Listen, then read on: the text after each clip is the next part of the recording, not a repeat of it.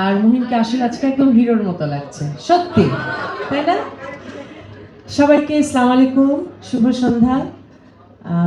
প্রথমেই আমি রঙ্গন মিউজিকের কর্ণধার জামাল ভাইকে, আমাদের প্রিয় ভাবিকে অনেক ধন্যবাদ জানাবো এত সুন্দর আজকের আয়োজনটা করার জন্য।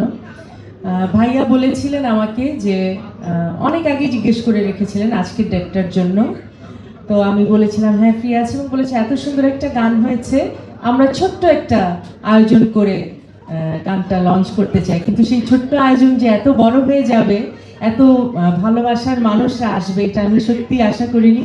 আমার খুব ভালো লাগছে যে আপনারা সবাই এসেছেন, আমার ভাই বোনেরা এসেছে গানের জগতে, নকিব ভাই এসেছে, লিনু ভাই এসেছে, চয়নিকা বোধ এসেছে, এবং আরও সবাই এসেছে। এখানে পূজা আছে, সালমা, ঝিলিক, আমাদের সুন্দরী বিথি, মানে সব মিলিয়ে আমার কাছে মনে হচ্ছে যে আজকে একেবারে মানে সোনায় সোহাগ একটি আয়োজন। গানটা নিয়ে ছোট্ট করে বলি। প্রথমে বলছি গানের কথা। আমি আজকে জামাল ভাই এবং ভাবির কনভারসেশন শুনে সামনাসামনি বুঝতে পারলাম যে গানটা নির্ঘাত ভাবিকে নিয়েই লেখা হয়েছে, ব্যাপারে কোনো সন্দেহ নাই, একেবারেই ভাবিকে নিয়ে লেখা। এবং কোত্থেকে ভাই এত সুন্দর সুন্দর রোম্যান্টিক গান লেখেন সেটাও আমি আজকে জানতে পারলাম।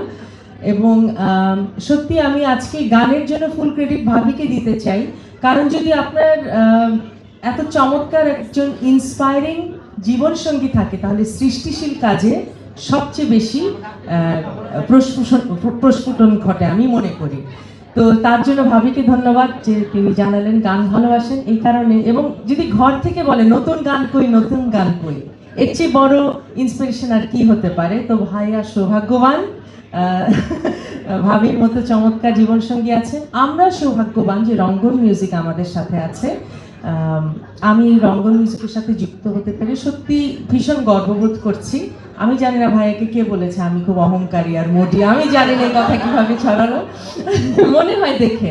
আচ্ছা, তা আমার হাসির পরিমাণ আরো বাড়াতে হবে, বোঝা যাচ্ছে। আর গানটা সুর করেছে পুনম মিত্র, যে নিজে খুব সুন্দর গান করে। তো ও আমাকে যখন ডেমো পাঠিয়েছে আমার ছিল ওই তো ভালো গায়, আমি কি আর এর চেয়ে ভালো গাবো, এত সুন্দর করে পাঠিয়েছে গানটা। আর সৈকত রেজা ভাই করেছে ভিডিও, সাথে আছে অলংকার এবং শিশির, তাদের কেমিস্ট্রি আপনারা দেখতে পাবেন। আমি প্রথমেই সৈকত রেজাকে বলেছি আমি লিপসিং পার্টে অল্প একটু থাকবো, কারণ এই দুইজন এত সুন্দর পারফরমেন্স করে, ওরাই গানে যাতে হাইলাইটেড হয় আমি সেটা চেয়েছিলাম। গানটা আইটেম সং না, আপনারা ভাববেন না অনেক ধুমধারাক্কা নাচ আছে, এটা রোম্যান্টিক সং, একটা সুইং আছে, নাচ আছে।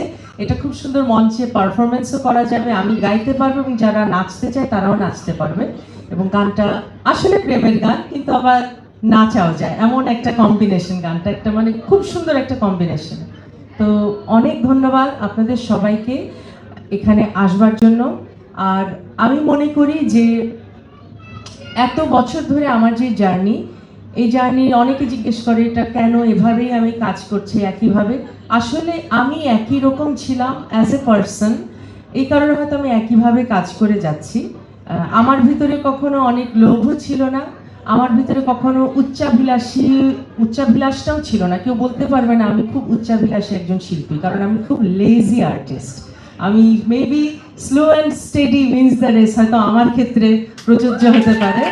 আমি খুবই স্লো, আমি কচ্ছপের মতো চলি, কচ্ছপের গতিতে চলি। এবং আমার কাছে আমার সঙ্গীত জীবন অনেক ভালোবাসার, তবে তার চেয়েও বেশি ভালোবাসার আমার পরিবার, আমার ব্যক্তি জীবন। তো আমি সেটাকে ঠিক রেখে তারপরে আমি আমার কাজটা করি।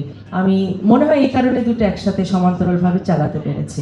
তো অনেক ধন্যবাদ আবারও সবাইকে। আপনারা গানটা শুনবেন, এনজয় করবেন, এবং আপনাদের মাধ্যমে যেন গানটা সবার ঘরে ঘরে পৌঁছে যায় সেই অনুরোধ থাকলো। Thank you so much.